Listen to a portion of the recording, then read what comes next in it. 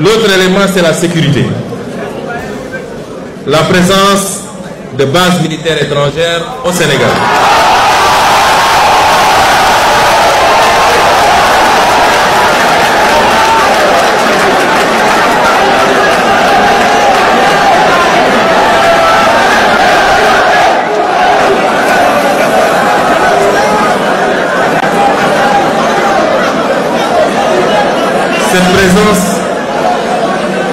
Cette présence de bases militaires suscite des interrogations légitimes.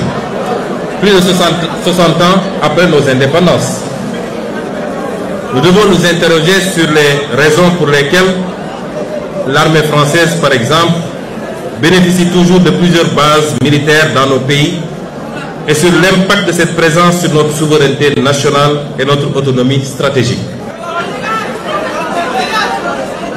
L'histoire récente, j'aime bien prendre des exemples sur la France elle-même. L'histoire récente de la France est très riche en anecdotes intéressantes sur la problématique et les enjeux de la question sécuritaire.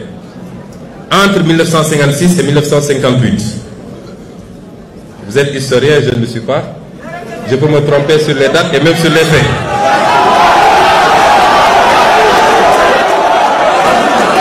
Mais entre 1956 et 1958, c'est-à-dire après la Deuxième Guerre mondiale, les Américains eurent le projet d'installer sur le territoire français un stock d'armes nucléaires et de missiles balistiques. Le projet buta sur la double question du commandement et du contrôle des missiles, dont le déploiement était admis par les militaires français comme un bon moyen d'accroissement du pouvoir dissuasif de l'OTAN. L'armée de l'air de la France jugeait alors inacceptable le principe selon lequel les escadrons de missiles balistiques resteraient sous commandement américain. Ces unités devaient impérativement être sous commandement national. Dès son arrivée au pouvoir, le général de Gaulle, encore lui,